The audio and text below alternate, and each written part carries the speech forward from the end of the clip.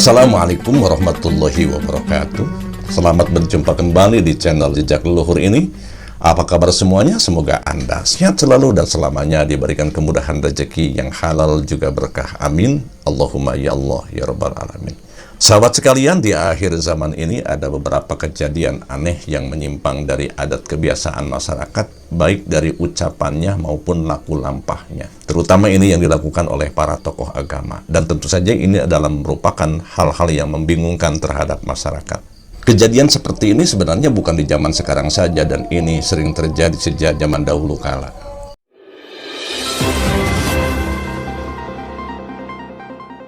Seperti cerita seorang wali yang menunggu tongkat di pinggir kali, orang berpikir, kapan Sunan Kalijaga sholatnya? Ada juga orang yang berzikir dengan menggeleng-gelengkan kepala, bahkan memutarkan badannya dengan menggunakan musik. Bahkan ada orang yang mengatakan, Anna al-Haq, seakan-akan dia mengaku dirinya sebagai Tuhan, seperti yang diucapkan oleh Al-Halaj. Sikap umat tentu saja akan terjadi pro dan kontra untuk menyikapi masalah ini. Ada yang menelan dengan mentah-mentah dan memponis bid'ah juga khurafat, bahkan dianggap sebagai penistaan agama. Lebih parah lagi, ujaran kebencian seperti ini dibahas secara provokatif dan di-share ke setiap platform media. Usut punya usut, tujuannya adalah untuk mendapatkan banyak follower yang ujung-ujungnya adalah mendapatkan cuan yang banyak. Mereka tidak sadar bahwa hasil yang didapatkannya adalah berasal dari hasil ghibah. Na'udzubillahi min dzalik. Nah sahabat, sikap masyarakat ada yang berhati-hati juga mengkaji ulang kontroversi para pemuka agama yang aneh dan nyeleneh tersebut. Mereka kaji dengan kajian ilmiah dan menafsirkannya secara maknawi. Dan hal ini tentu saja akan lebih bijak lagi. Saya tidak akan melulu membela pemuka agama yang dianggap salah, karena tidak semuanya benar, walaupun dikaji secara maknawi. Para pemuka agama yang membuat aneh dan nyeleneh itu memang ada beberapa bagian, diantaranya ada 4. Yang pertama adalah ada yang benar-benar salah. Karena sejak dulu banyak orang yang berlindung di balik jubah juga kepasihan lidahnya. Dan hal ini bertujuan untuk melampiaskan dan menutupi hawa nafsunya. Seperti menipu umat demi kepentingan pribadi. Na'udzubillah, summa na'udzubillah. Kemudian ada pemuka agama yang benar-benar orang alim dan ahli sufi, bahkan sudah banyak pengikutnya. Tapi karena tipu dayanya setan, ia terpeleset ke dalam dunia maksiat. Dan hal ini sudah dicontohkan oleh seorang ulama yang bernama Barsiso.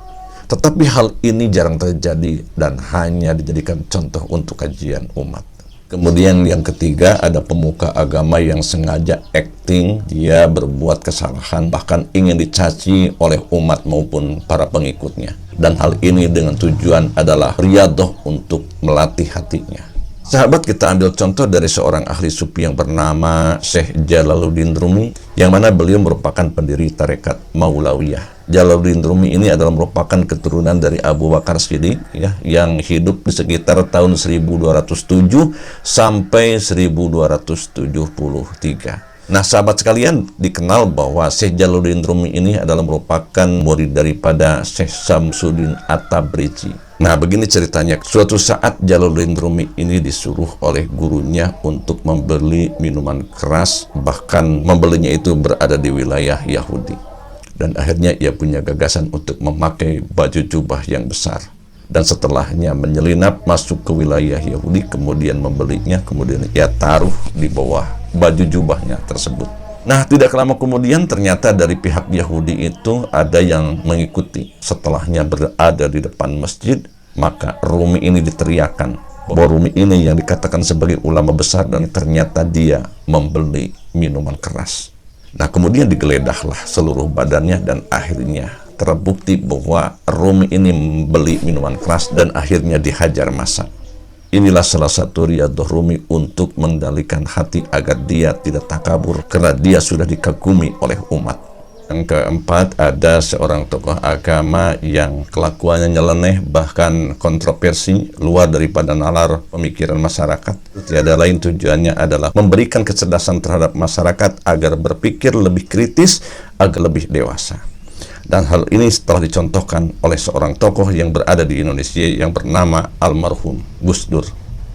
Sahabat, Gus Dur ini pernah berkata jauh sebelum ada suatu kejadian yang ada di negeri ini. Gus Dur mengatakan bahwa anggota DPR di Indonesia seperti kelakuan anak TK. Dan hal ini membuat orang-orang merasa jengkel dengan ucapan Gus Dur. Tapi ternyata tidak berapa lama kemudian terjadilah bahwa di dalam gedung DPR terjadi tawuran seperti anak kecil atau anak TK. Nah, ini salah satu pembicaraan yang kontroversi dari ucapan Gus Dur atau tokoh semacam Gus Dur. Sahabat, sebenarnya sangat sulit sekali untuk menebak kata-kata para ahli sufi dan orang-orang besar yang kata-katanya merupakan kalimat-kalimat yang diplomatik. Seperti halnya ajaran Syekh Siti Jenar tentang manunggaling Kaulah Gusti. Karena kata-katanya sulit untuk ditafsirkan sehingga membingungkan masyarakat awam. Dan oleh karena itu para wali akhirnya memberikan keputusan daripada Syekh Siti Jenar meresahkan masyarakat, lebih baik dibunuh saja. Tetapi walaupun beliau dibunuh, orang masih ragu-ragu apa kata-katanya kupur, salah atau benar. Dan hal ini kawan-kawan sekalian tidak bisa dicerna dengan akal yang pendek. Tapi biasanya akan ditemukan dengan proses sejarah, yang mana akhir-akhirnya biasanya terbuka. Walaupun dibunuh oleh para wali ataupun pemerintah sekalipun, akhirnya terbuka juga tentang ajaran kebenarannya. Dan banyak para ulama yang setelah beliau meninggal ternyata ketika digali makamnya ternyata masih utuh. Yang mana beliau tokoh tersebut dianggap sebagai orang yang kontroversi, bahkan dianggap kata-katanya kupur. Terima kasih atas segala perhatian, mohon maaf atas segala kesalahan. Bila suka dengan video ini, tolong tekan tombol subscribe, juga share kepada teman-teman Anda. Jangan lupa tulis komentar agar video saya ada di beranda YouTube. Billahi taufiq wal hidayah. Wassalamualaikum warahmatullahi wabarakatuh.